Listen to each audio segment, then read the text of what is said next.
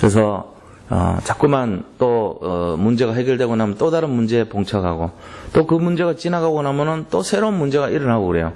이거를 영적인 눈을 갖지 않으면은 이게 왜 이러냐 말이지. 자꾸 이런 갈등이 생깁니다.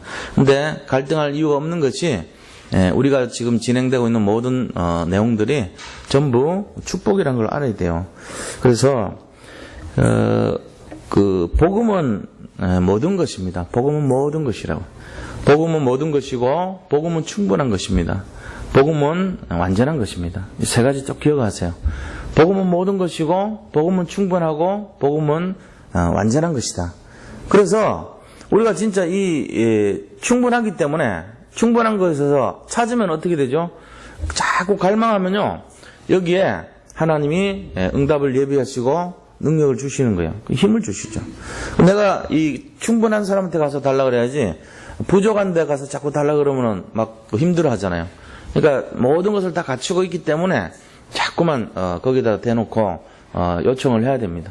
그래서 복음은 모든 것이기 때문에 내가 자꾸 복음 상태에다가 내 삶을 자꾸 이렇게 인도받으려고 그렇게 방향을 맞춰야 되는 거예요. 그래서 복음 통해서 우리가 얻을 수 있는 것이 하나님께서 구원의 길을 열어주셨어요. 이 복음 때문에 구원의 길이 열린 거죠. 만약에 복음이 없다면은 세상 사람들 생각에서는 구원의 길이 아니라 그냥 열심으로 뭔가 선행을 했을 거예요, 아마. 그리고 남들한테 이렇게 좀 배려하고 뭐 섬기고 이런 수준이지 복음을 중심으로 한 그런 것이 아니라는 거예요. 그러니까 우리가 이렇게 뭔가를 착하게 살고 바르게 살고 섬기고 또 열심히 해주고 다른 사람에게 배려를 하더라도 복음이 없이 그렇게 하면요, 그냥 그거는 착한 사람일 뿐이에요. 복음이라는 거 굉장히 중요한 거예요. 복음은 바로 다르게 보면 한마디로 하면 그리스도죠, 그죠? 이 그리스도가 그만큼 중요한 거란 말입니다. 그래서 구원의 길을 여셨고 또 회복시키십니다. 원래 인간을 받을 축복으로 회복시켜주는 거예요. 우리 교단 자체가 갖고 있는 성격을 한마디로 하면 개혁교회라고 해요. 개혁교단. 개혁이란 말 자체는 이 하나의 그 정형화된 형태가 있잖아요. 그걸 폼이라 그러는데 이 폼을 다시 이렇게 바꾸는 걸 말하죠. 그래서 리폼 시키는 거예요. 그 리폼 시키는 거니까 명사로 만들어서 리포메이션이라고 그래요. 우리 자체가 갖고 있는 개혁이라는 의미가 리포메이션이에요. 그러면은 뭘 말이냐면은 원래의 폼으로 돌아가는 걸 말해요. 리폼이라고 하는 리폼드 처치, 이 말은 개혁교회를 말하죠. 그러면은 리폼이라는 것은 원래 폼을 바꾼다는 의미인데 바꾸는 게 아니고 변형돼 버린 그 폼, 원래대로 됐던 폼이 비틀어진 거예요. 지금 잘못되고 왜곡된 것을 바르게 다시 돌리자는 거예요. 그게 리폼드 처치예요. 그러니까 개혁이라는 말은 우리가 뭐 새로운 것을 막 추구하자는 게 아니고 근본적으로 돌아가자는 거예요. 원래로 돌아가자는 거예요. 이게 이제 우리가 다시 말하면 그리스도로 돌아가자는 거죠. 복음으로 돌아가자는 거죠. 그게 이제 우리가 복음의 내용입니다. 복음은 회복의 능력이 있다는 거예요. 복음 자체는 모든 것을 회복시켜요. 우리가 이걸 잡아야 됩니다. 또 창세기 3장 문제에서 해방시켜 줍니다. 이게 이제 구원의 내용들이죠, 그죠? 창세기 3장에서 해방됐고 원래 인간의 모습으로 회복되는 것이고 잃어버렸던 것을 다시 얻는 것을 말이에요. 그래서 이게 뭐냐면은 모든 것이고 충분한 것이고 완전한 것이란 겁니다. 그래서 여기에 생명을 건 사람들은 이걸 발견했기 때문에 그랬던 거죠. 결과적으로는 하나님의 자녀가 누릴 수 있는 신분이 있고 권세가 있잖아요. 이거를 이제 얻게 되는 거예요. 우리가 우리 자신들의 신분과 권세가 있는 거하고 없는 거는 굉장히 큰 차이가 나요. 지금 뭐 적절한 비유는 아닐지 모르지만 유승준이라는 우리 연예인이 있었잖아요. 유승준 그 연예인이 한국에 아직도 못 들어와요. 중국에서 지금 이 영화 배우를 하고 있는데 바로 옆에 있는데도 못 들어와요. 결혼했는데 애기가 물어요. 아빠 고향이 한국 아니냐? 근데 왜 한국에 못 가냐 물어본대요. 설명을 할 수가 없대, 자기가 못 들어오게 되는 그 법으로 유일한 대상자이기 때문에. 이제 괘씸죄 걸린 거죠, 사실은. 뭐 그게 못 들어올 이유는 없겠지만은. 근데 그런 이유가 뭐겠어요? 자기 자신이 여기에 못 들어오는 거는 한국인으로서의 신분과 권세를 잃어버린 거잖아요. 군대를 안 가겠다는 것 때문에 한국인이 가져야 될 이 영주권이나 한국인으로서의 국적이라고 하는 그 신분 건세를 잃어버린 거예요. 그러니까 못 들어오는 거예요. 그럼 왜 못 들어오죠? 들어올 수 있잖아요, 법적으로는. 뭐 한국 신분 건세 없어도 미국 신분 갖고 있어도 한국 얼마든지 올 수 있잖아요. 근데 딱 차단시켜놨어요. 당신은 한국에 들어오지 말라는 거예요. 당신이 한국을 버렸기 때문에 우리는 당신이 필요 없다는 거예요. 그렇게 해서 막아놨어요. 얼마나 그게 처절하겠어요. 이게 한국 들어오는 것도 굉장히 가슴 아프고 중심에 마음에 힘든데 만약에 우리가 죽었어요. 죽었는데 우리가 그리스도 앞에 설 거 아닙니까?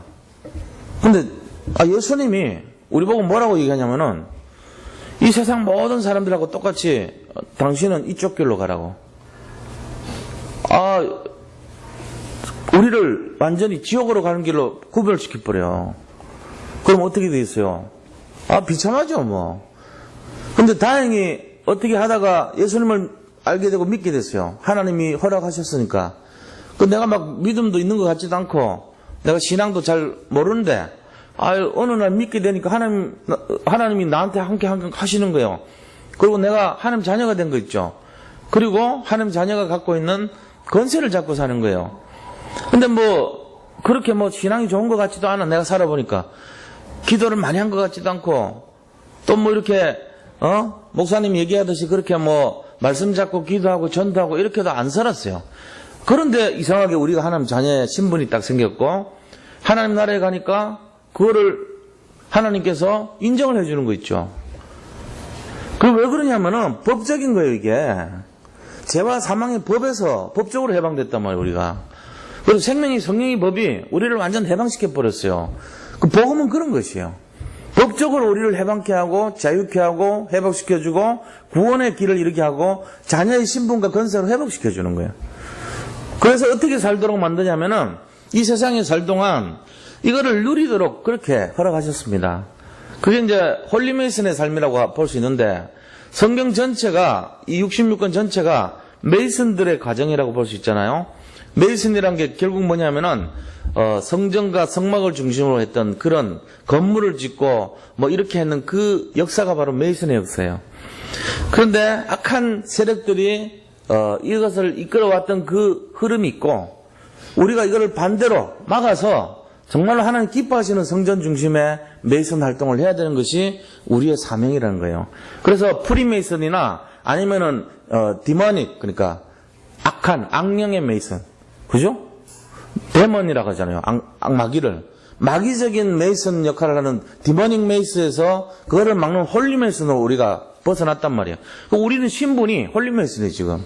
다시 말하면은 이 시대 전체가 살아온 것이 건물 짓고 성전 짓고 막 이런 어떤 우상의 전을 짓고 이런 식으로 하는 거하고 하나님 성전을 지은 이 두 흐름이 있다면은 얘들이 한 거는 디모닉 메이슨을 계속해가지고 우상 숭배하도록 만들었어요.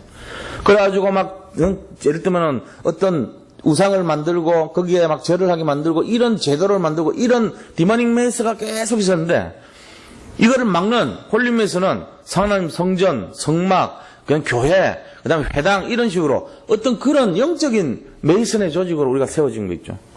그 세월에 들어간 거예요, 우리가. 그게 우리가 가져야 될 구원의 길의 마지막 모습이라는 거죠. 그렇게 살아야 되는 겁니다. 이게 우리가 누려야 될 신분이고 권세인 거예요. 이 시대에 왜 사냐 물어봐야 되죠. 오늘도 신방 갔다 왔는데 신방하는데 그러시더라고. 사업하시는 분이. 내가 왜 이 사업을 해야 되냐. 그 이유를 알고 내가 사업하는 그런 거 기도 제목으로 내놓으시더라고. 나는 이렇게 초신자인 줄 알았어요. 근데 이 말씀이 들어가니까 다락방이 연결이 되고 말씀이 들어가니까 말하는 수준이 틀려요. 그걸 내가 보면서 속으로 확실히 말씀이 들어가는 거 다르구나. 왜냐면 전에는 잘 몰랐거든요.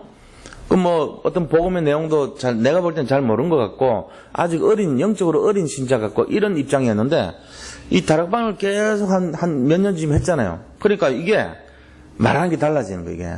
내가 왜 돈을 벌어야 되는지, 왜 이 사업체를 해야 되는지, 내가 무엇을 위해서 해야 되는지, 어떤 환경이 오더라도 흔들리지 않도록 해달라고 기도에 딱 냈더라고. 기도 제목이 초신자 제목 아니잖아요, 그게. 내가 속으로 들으면서, 엄마, 이분 참 속으로 아니네, 제자네, 이런 마음 들더라고. 그렇게 나와야 돼요. 근데 그게 아니고 하나님 이거 막 굉장히 이렇게 해결해 달라고 막 이 문제 해결해서 내가 돈 많이 벌어가지고 교회 막 헌신할 수 있도록 해달라고 그런 기도 제목 나면 안 돼요. 그럼 목사가 무슨 맨날 돈이나 막 요구하고 헌신이나 강조하고 그런 사람처럼 그 잘못 오해한 거예요. 목사가 원하는 건 그런 게 아니에요. 하나님이 원하는 것도 그게 아닙니다. 뭡니까? 그 사람의 마음과 중심을 보는 거지 돈을 갖다 바치라고 하는 건 아니에요. 그러면 유병헌 목사 그 이상한 이단 목사처럼 돼버려요. 그러면 어떠면 완전히 3천억 4천억 5천억 뭐 이러면서 성도들을 그냥 자기들의 완전 희생양으로 삼아가지고 다 끌어모았더만 그런 짓 하는 목사 되는 거예요. 그건 아니잖아요. 그 맨날 강조하는 게 말하는 결론은 글로 갈 거 아닙니까 맨날. 그건 틀린 거라고 봐요. 그럼 뭘 말합니까? 하나님 원하시는 거는 매일선의 중심을 갖고 살아라는 거예요. 이 시대를 살리라는 거예요. 그러기 위해서 사업하라는 거죠. 그러기 위해서 그 사업에서 나오는 것이 있다면 그걸 가지고 진짜 세상 살리는 선교기업하고 전도기업하고 복지기업하고 문화기업하고 사회기업에서 그거를 세워나가라는 거예요. 돈을 뭐 바치고 이런 수준 그런 수준 아닙니다.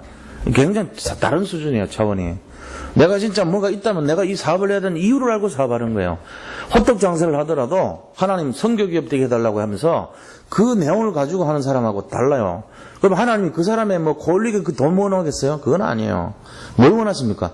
그분의 중심과 믿음과 그분의 삶을 통해서 영적인 영향을 끼치라는 거예요. 그래서 주변에 빛을 발하라는 거예요. 이게 우리가 구원의 길을 통해서 얻는 내용들입니다. 그렇게 써야 됩니다. 이번 주간에 말씀한 강단의 내용이 그런 내용이에요. 우리가 알아야 될 것이에요.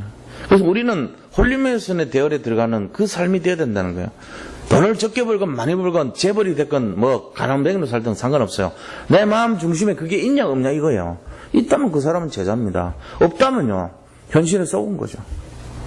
지금 밥도 해결 못하는 그런 사람이 뭐 세계복음을 하겠어요? 솔직한 얘기로. 그러나 할 수 있어요. 어떻게 해요? 이 중심이 있다면 선교기업 할 수 있고 정말 중심이 있다면 홀리메이슨으로 살 수 있어요. 그게 비밀이란 말이에요. 이해하셔야 됩니다. 이게 모릅니까? 뭔 말인지? 이거를 잡으셔야 돼요. 내가 버는 거 뭐 많이 벌고 적게 벌고 관계없어요. 관계없는 속에서 내가 선교기업 해야 되고 관계없는 속에서 내가 전도자로 살아야 되고 관계없는 속에서 홀리메이슨 되시기 바랍니다. 그게 진짜란 말이에요. 목회자가 무슨 뭐 긁어 모으고 많이 내는 사람 이뻐하고 그런 수준 되면 안 돼요. 서로 돈 하는 그런 수준 되면 안 된다니까요. 그거 아니잖아요. 다락방에 그런 사람 한 명도 없어요. 잘못 본 거예요. 그러면은 우리가 이거를 진짜로 한다면은 사람의 중심을 보는 거예요. 하나님은 우리 교회 모든 성도님들이 진짜 중심을 다 드렸는데 우리가 운영이 안 돼서 문을 닫아야 돼. 돈이 안 돼서. 그럼 닫아야 돼요. 뭐하러 합니까? 저는 문 닫고 당당하게 나가야 된다고 봐요. 그러면은 왜요? 하나님 허락 안 해줬는데요. 그럼 어떡할 겁니까? 하나님이 우리의 믿음을 받았는데도 우리가 그렇게 했는데도 중심을 드렸는데도 교회가 운영이 안 될 정도 되면 닫아야 되지 맞는 거죠. 그리고 하나님 돌아가신 거죠. 그러면은 그렇게 하겠어요? 저는 아니라고 봅니다. 우리가 진짜 그런 홀리메이슨의 중심을 가지고 정말로 시대 살리려고 하면은 하나님은 그렇게 안 합니다. 절대로 그렇게 안 합니다. 누군가에 의해서도 이 교회가 유지되도록 만들 겁니다. 그게 믿음이란 말이에요. 그럼 뭐 걱정할 거 없어요. 그래 보면은 단지 중요한 거는 믿음을 갖게 하냐 못 갖게 하냐 이 차이지. 그렇죠? 그래서 이 큰 믿음을 누리시기 바랍니다. 오늘 말씀드리려고 하는 게 이거란 말이에요. 자, 본론에 들어가서 첫 번째입니다. 꿈을 해석하는 요셉입니다. 요셉이 지금 꿈을 해석했어요. 창세기 앞에 장 보면 40장입니다. 40장 보면은 1절부터 4절에 누구를 만나냐면은 두 사람의 간원을 만나요. 보디발 집에 있는 지하교회에는 그 정치범들이 수용되어 있어요. 그러니까 이 정치범 수용소에 술을 맞는 사람, 떡을 맞는 사람, 이런 사람들이 거기 들어와 있단 말이에요. 옛날에 왕이 살던 시대에 지금같이 뭐 이렇게 독성 테스트하고 뭐 안전하고 이런 거 안 되잖아요. 그러니까 이제 최종적으로 해온 거를 마지막에 실제적으로 믿을 수 있는 사람을 가지고 떡을 굽도록 만들었어요. 술을 마지막에 최종적으로 먹을 수 있도록 검증하는 사람을 세워놨어요.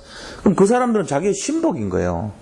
그죠? 떡 맡은 간원장, 술 맡은 간원장, 이 사람은 왕의 입에 들어가는 것을 담당하는 사람이기 때문에 독약을 집어넣을 수도 있고 이런 것 때문에 가장 안전한 사람, 가장 신뢰할 수 있는 사람을 세워놨다고 봐야죠.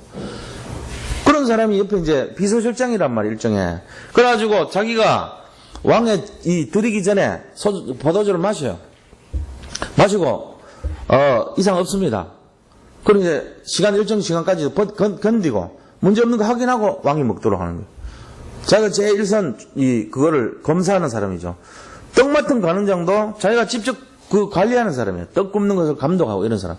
근데 이 두 사람이 뭔가 이렇게, 파리가 빠졌는지, 아니면은, 이 머리카락이, 많이 들어가 있든지, 왕을 심기를 불편하게 해가지고, 어떤 죄를 짓고, 감옥에 들어왔던 거예요.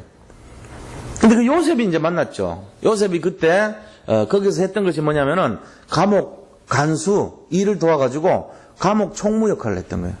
가정 총무를 했던 요셉이 이번에는 이 감방에 들어와가지고 감옥의 총무 역할을 했던 거죠.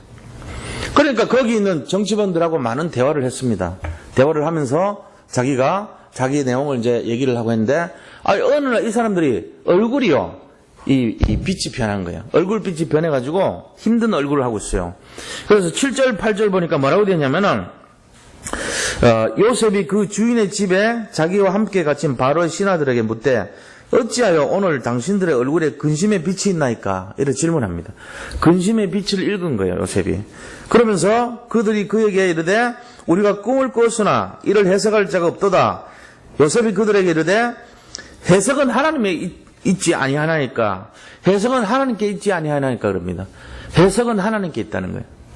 이게 이제 요셉의 신앙이거든요. 우리가 만약에 어떤 사람들, 동료나 아니면 내 이웃이나 아니면 자녀들이나 어떤 다른 사람들이 이렇게 얼굴이 시커매요. 뭔가 막 근심하는 걱정이 있을 때 우리가 이제 친해지면 말을 할 수 있잖아요. 뭐 걱정거리 있습니까? 이렇게. 그러니까 우리가 이 요셉의 모습을 보면서 두 가지를 배울 수 있어요. 뭐냐면은 첫 번째는 영적인 민감성입니다. 다른 사람의 영혼을 살피는 거예요. 사실 얼굴이 어둡다는 것은 그 사람의 정신 상태라기보다는 영의 상태를 나타내는 게 대부분입니다. 사람들이 그걸 몰라요. 자기가 얼굴이 밝은지 어두운지를 모릅니다. 영적인 상태에 의해서 이렇게 얼굴이 변화되는 거예요, 사실은. 왜 그러냐면은 우리는 영적 존재거든요. 영적으로 내가 뭔가 사단의 영향을 받고 있으면은, 흑암의 영향을 받고 있으면 얼굴이 어둡단 말이에요. 꿈이라는 건 어떤 거냐면 영적인 거예요, 일종의.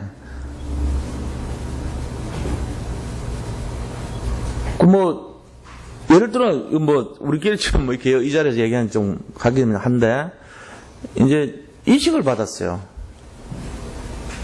나무 장기를 자기 몸에 집어넣었다고. 근데, 꿈을 꿨어.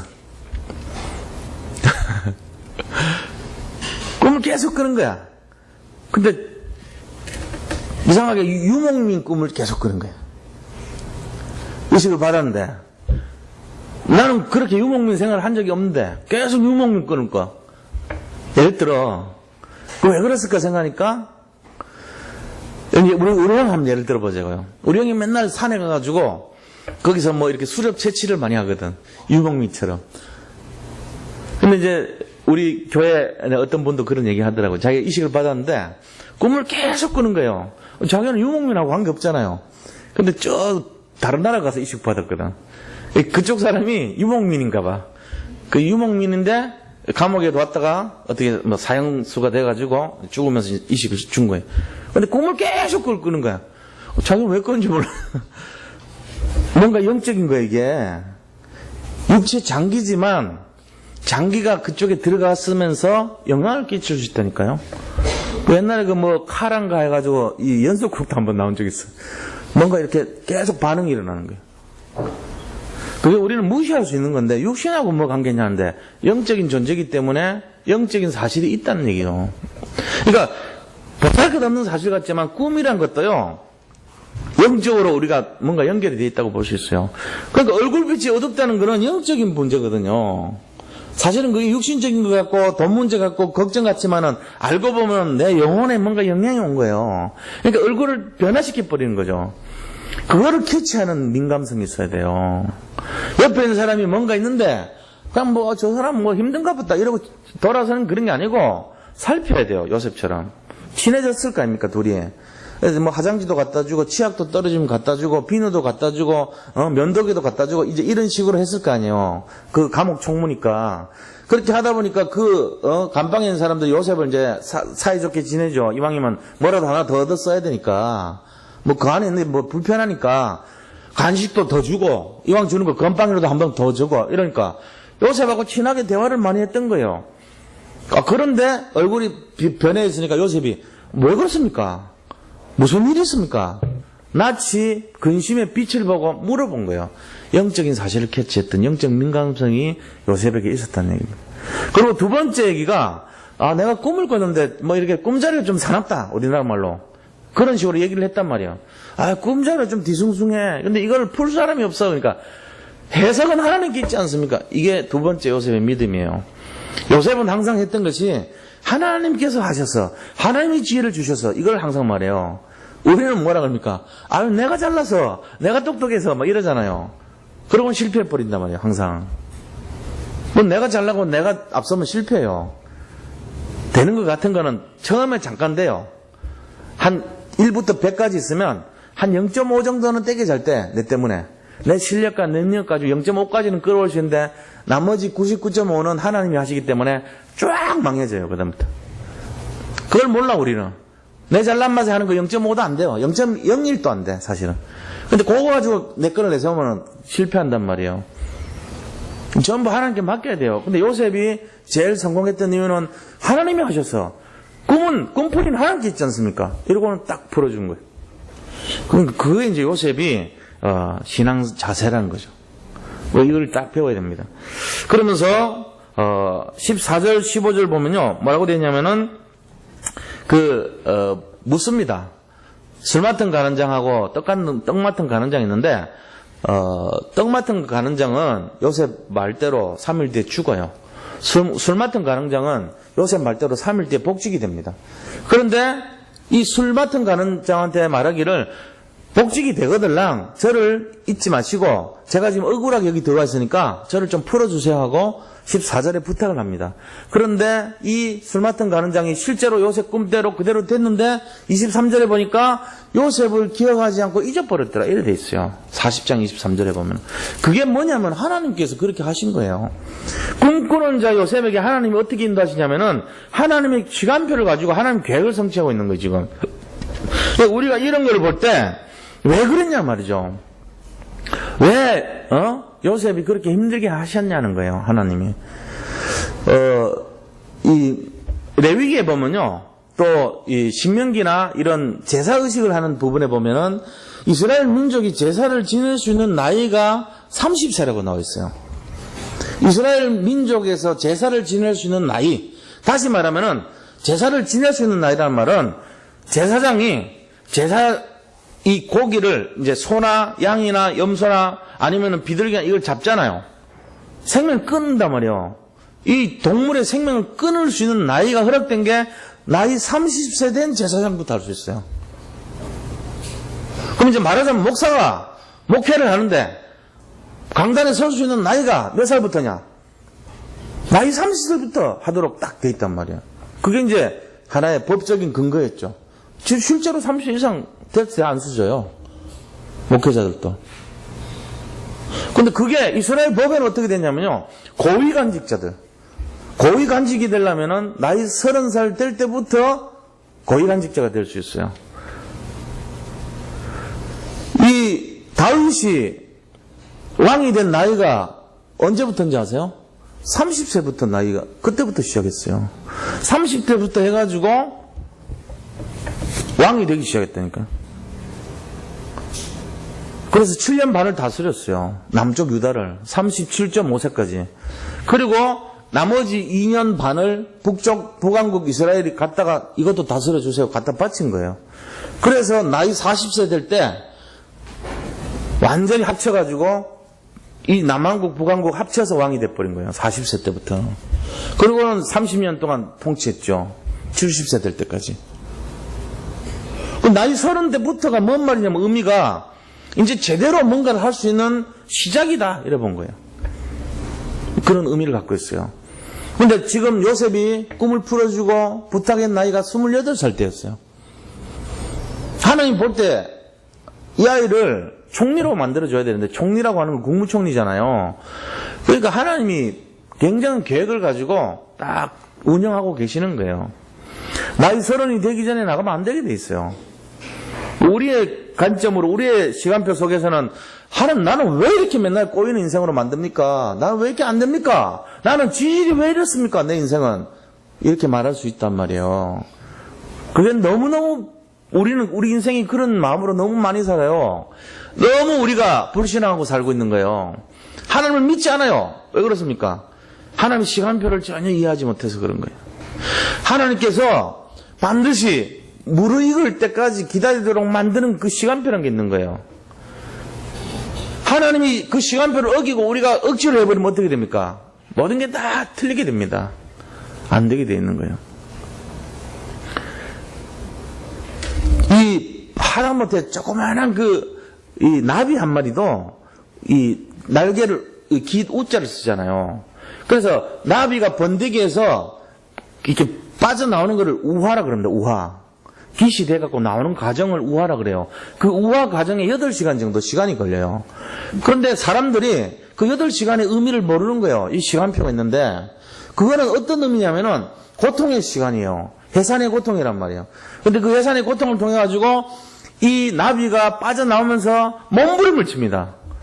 굉장히 힘들죠. 나비 일생 막 사투를 벌이는 거예요. 자기 몸에서 번데기 있는 그 알집에서 빠져나와가지고 뚫고 나와서 자기 몸 전체가 이제 거기서 새로운 몸으로, 날개를 가진 몸으로 펼쳐야 되는 거예요.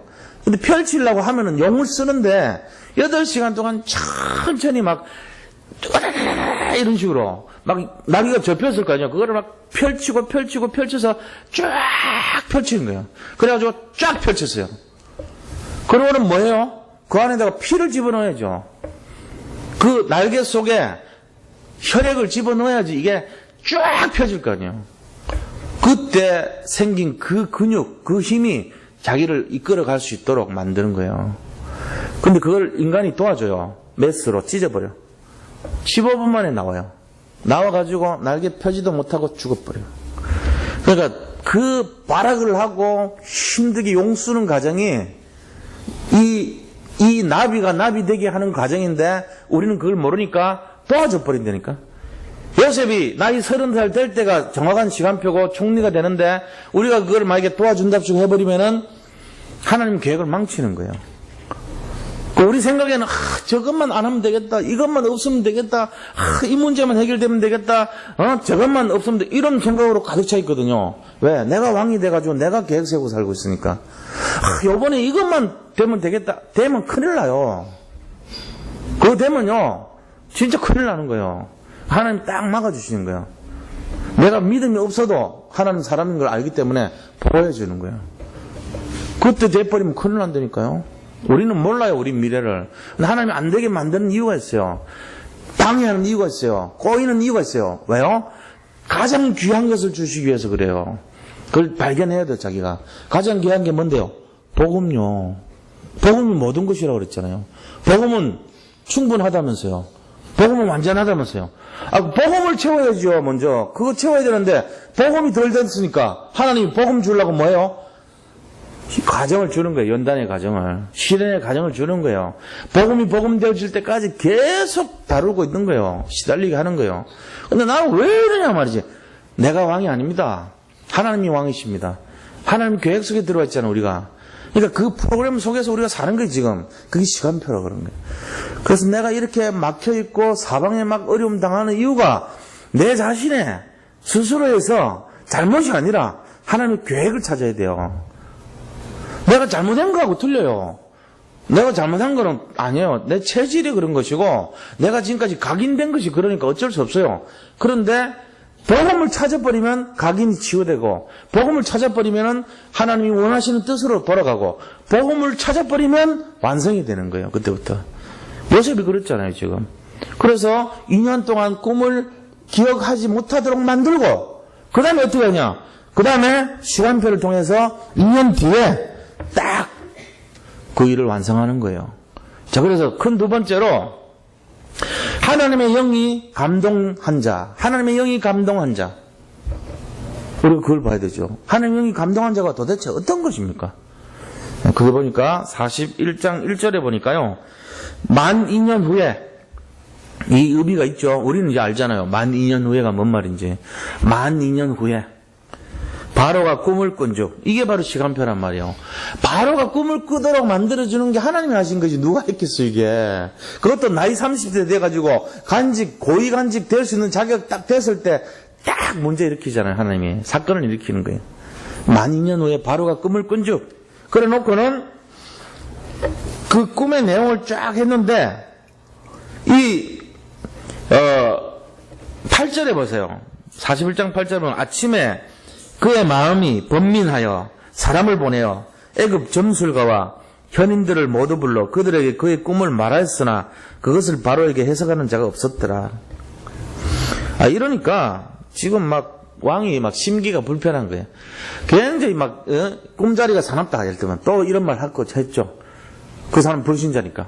그런 얘기 했다는 말은 영적으로 영향을 받은 거죠. 결국 이 꿈은 하나님 주신 거니까요. 그래서 시달린 거예요. 그것도 이상한 꿈이란 말이에요. 그냥 꿈이 아니고. 그러니까 이상한 꿈을 꿨는데 이거를 그대로 풀어줄 수 있는 그 사람을 찾을 때까지 왕은 괴로웠던 거예요. 어떻게 했어요? 모든 사람들을 다 내가 너희들 점술가들 그 다음에 여기 있는 현자들 똑똑하다고 했는 이 사람들 전부 쓸데없어. 이 꿈도 하나 못 푸는 사람들 내가 다 죽일 거야. 이런 식으로 노발대발하는 모습 봤겠죠. 그러니까 왕의 비서실장으로 있던 술 맡은 간원장 마음이 불편한 거예요. 왕이 좀 마음이 편해. 내가 편한데 왕이 심기가 저러니까 술 먹다가 막 술잔 던지고 막 이런 거 봤겠죠. 막 화를 내면서. 그때 이 머릿속에서 옛날에 잊어먹었던 그 히브리 소년이 생각이 난 거예요. 이게 시간표란 말이에요. 이게 시간표라니까요. 우리 인생에 그렇습니다. 우리가 진짜를 발견할 때 뭘 발견했죠? 복음을 찾는 거예요. 복음을 진짜로 찾을 때 그때 응답이 와요. 내 생각 가지고 내가 계획 세웠던 거 다 버리고 진짜 복음에 딱 돌아갈 때 응답이 시작되는 겁니다. 그래서 37절, 38절에 9절로 13절이 먼저 나옵니다. 9절부터 13절까지 보니까 이 술 맡은 간원장이 왕한테 얘기하는 거예요. 왕이시여, 옛날에 제가 잘못을 져서 한번 보디발 집에 감옥에 간 적이 있지 않습니까? 내가 그때를 생각합니다. 그때 제가 꿈을 꿨는데 한 히브리 소년이 있었습니다. 근데 그 아이가 꿈을 너무너무 기가 막히게 잘 맞춥니다. 그 아이를 한번 보시는 게 어떻겠습니까? 그러니까 왕이 데려오라고 그러는 당장. 자기 너무 힘드니까. 그래서 꿈을 꿨는데 꿈을 풀었는데 너무 정확하게 푸는 거예요. 7년 동안 이 풍년이 들어올 때 그 다음에 7년 그 뒤에 흉년이 든다는 거죠. 7년 풍년 뒤에 7년 흉년이 드는데 앞에 7년 풍년을 뒤에 7년 흉년이 다 잡아먹을 만큼 큰 흉년이 들어오는 거예요. 그러니까 그러면 어떻게 하면 좋냐니까 예를 들면 20%씩 세금을 받아가지고 전부 다 보완을 해야 된다. 그래서 나중에 흉년을 대비해야 됩니다. 이렇게 그때 하는 말이 왕이 뭐랍니까? 자기들끼리 막 협의를 했어요. 야, 사람 중에 이렇게 하나님의 영에 감동된 사람은 처음 봤다. 이렇게 얘기한 거예요. 그게 바로 그 고백이 37절 38절 말씀입니다. 오늘 본문입니다. 41장 37절 38절에 뭐라고 되어 있습니까? 바로와 그의 신하 모든 신하가 이 일을 좋게 여긴지라. 이 흉년을 대비해야 됩니다. 이렇게 말하니까 그 건의한 계획안을 좋게 여긴 거예요. 그러면서 바로가 말하기를 그의 신하들에게 이르되 이와 같이 하나님의 영에 감동된 사람을 우리가 어찌 찾을 수 있으리요? 이렇게 말을 했단 말이에요. 이 말은 성령 충만을 얘기하죠. 이처럼 지혜가 충만하고 성령 충만한 사람 본 적이 없다. 이렇게 딱 인정이 된 거예요. 우리가 사람에게 인정받는 것도 중요하지만 하나님께 인정받는 게 진짜 중요한 거거든요. 하나님께 인정받을 때 성령 충만 주는 거잖아요. 바로 왕이 그걸 봐버린 거예요. 아, 이 사람 뭐 있구나 그러면서. 그러면 왕이 인정해 주니까 일이 다 완전히 성공적인 일이 되죠. 그래서 40절에서 43절에 하나님이 축복을 주십니다. 요셉에게 이 일을 위해서 준비했던 모든 것이 완성이 돼요. 그 축복의 내용이 보니까 첫째는 총리가 되라 그럽니다. 애굽의 총리로 온 땅을 총리가 되게 하노라. 그 축복을 받았고요. 가정 총무로 성실하게 했던 요셉이, 또 감옥에서 총무로 성실성을 했던 이 요셉이 결국은 한 나라를 맡아서 애굽이라는 그때 당시 세계 최강대국 아닙니까? 이 애굽의 바로 밑에서 총리가 돼버린 거예요. 이게 어떤 의미입니까? 이걸 통해서 우리가 볼 수 있는 게 뭐죠? 하나님의 영에 감동됐다는 이 말은 결국은 어떤 거냐면, 우리가 요셉 대단하구나 이런 게 아니에요. 이걸 우리가 착각한 거예요. 여기서 우리가 잡아야 될 메시지가 있어요. 나는 안 되겠다. 요셉은 요셉이니까. 그게 아니라니까요. 여기서 잡아내야 될 내용이 있어요. 그게 뭡니까? 마태복음 25장 21절 말씀입니다. 이걸 찾아야 돼요.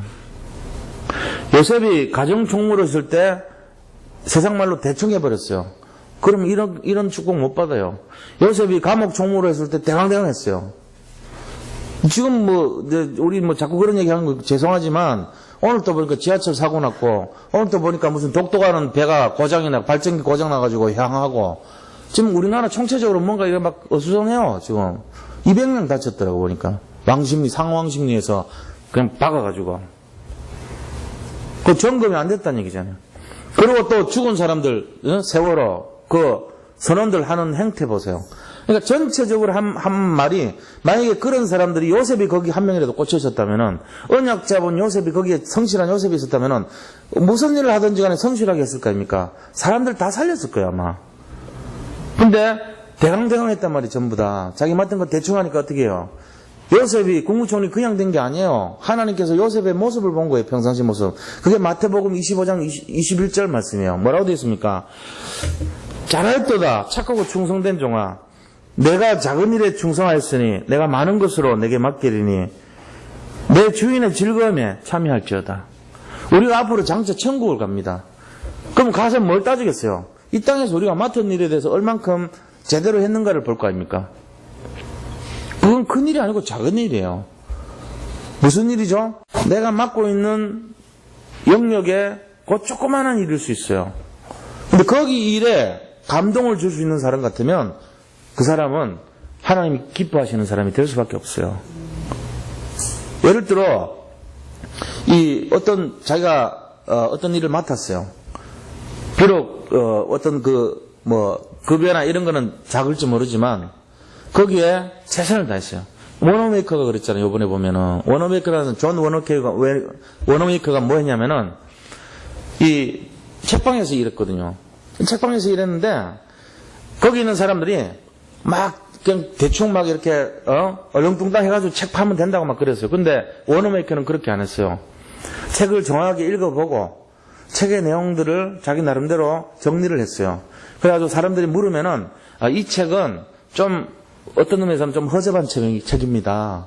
이 책은 내용이 굉장히 좋습니다. 이런 내용이 있습니다. 이 책은 신간인데 어떤 내용이니까 어떤 부분에 도움이 될 겁니다. 이런 식으로 좀 고지식하게 팔았던 거예요. 처음에는 옆에 있는 사람들이 야, 너 그런 식으로 해가지고 책 팔겠냐고 좀 엉터리같이 재미있다 그러고 유익하다고 하고 좀 뻥을 쳐야지 이런 식이었단 말이에요. 그러면은 막 될 것처럼. 그런데 워너메이커는 그렇게 안 했어요. 고지고대로 한 거예요. 이 책은 내가 볼 때는 좀 이렇게 어떤 책이고 이 책은 어떤 자기 나름대로 그런 걸 알려줬어요. 정보를. 그러니까 이제 이 나름대로 읽어본 사람들이 느낌이 있잖아요. 저 사람 말한 거 들어보니까 맞단 말이에요. 그러니까 이제 진실하거든요. 그러니까 진실하니까 이 사람한테 와가지고 모든 책을 다 사버린 거예요. 그래가지고 그 총 지배인이 됐어요.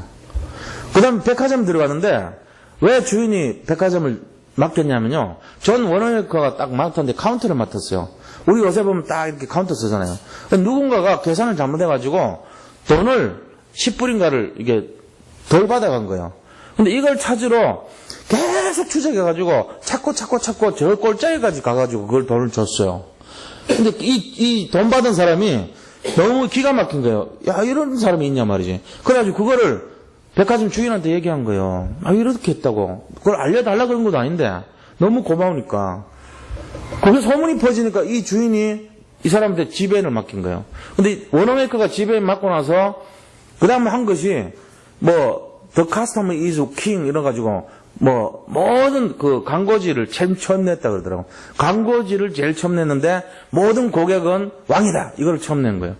그게 막 전 사람들에게 반응이 일어나니까 이 백화점 매출이요 몇백 프로 올라가 버린 거예요. 그럼 너무 기분 좋으니까 이 사람이 체인을 갖고 있었는데 네 하나 해라 하고 줘버린 거예요. 그리고 시부라는 사람이 있어서 셰프 그 사람도 처음 들어가가지고 학력이 없어요. 초등학교도 못 나와서. 그러니까 뭐 할 게 뭐 없잖아요. 화장실 청소를 하는데 이 강철왕 카네기 회사에서 화장실 청소하는데 몇십 년 동안 막 때가 묻은 막 이런 화장실이었어요. 근데 이 사람 가가지고 화장실 변기를 막 깨끗하게 해놓고 창문 막 때가 묻어가지고 한 그 창문을 막 완전히 윤이 나게끔 막 모든 걸 다 광을 내게 해놓은 거예요. 그러니까 카네기가요 둘러보다가 뭐 이런 사람 누가 있냐 이거 누가 있어 찾은 거예요 일부러. 그러니까는 거기에 청소부가 있었거든요. 불렀다고요. 그래가지고 청소 총책임자를 맡겼어요. 또 그걸 또 성실하게 하거든요. 그러니까 그 다음에는 더 높은 직기를 맡았어요. 잘하는 거예요. 그 나중에 네 사장 해라 그랬어요. 이 사람이 나 배운 게 없어서 못합니다 그랬어요. 그러니까 하는 말이 야 나도 배운 거 없었어. 돈 주고 필요한 사람 사서 쓰면 돼. 니는 관리하면 돼. 그러나 네가 갖고 있는 성실성은 아무도 흉내면 돼. 우리가 이거 알아야 됩니다. 누가 우리를 왜 뽑는지, 왜 쓰는지, 왜 승진시키는지 작은 일을 어떻게 하는가를 보고 있는 거예요. 다. 작은 일에 어떤 마음을 담고 사는가를 안 보는 것처럼 하지만 다 보고 있는 거예요. 내가 막 티를 내고 내가 안 한 것도 한 것처럼 광내고 막 자기 거를 챙기고 이래가지고 한 사람 나중에 그것까지 다 알아요. 아, 저 사람은 요렇게까지 거짓말을 하는구나까지 다 알아버려요. 근데 그게 아니고 진짜 진실한 거하고 성실함으로 해가지고 가능하면 겸손하게 하려고 그러고 티내지 않으려고 이러면 그것까지도 다 알아버려요. 이 사람입니다. 근데 그런 사람 쓰겠어 안 쓰겠어요? 우리도 쓰는데 하나님은 그냥 축복해 주죠. 요셉이 어떤 사람인가를 우리는 알아야 됩니다. 요셉은요 작은 일을 했을 때도 최선을 다했던 사람이에요. 그리고 영적인 것에 민감했던 사람이에요. 그러면서 모든 걸 하나님 중심으로 생각했던 사람이에요. 하나님이 하실 것입니다. 바울의 꿈을 하나님이 풀 것입니다. 하나님께서 미리 하실 것입니다. 걱정하지 마세요 형들. 하나님이 보내셨습니다. 전부 하나님을 앞세웠어요. 내 잘난 거 하나도 없습니다. 잘난 거 없잖아요.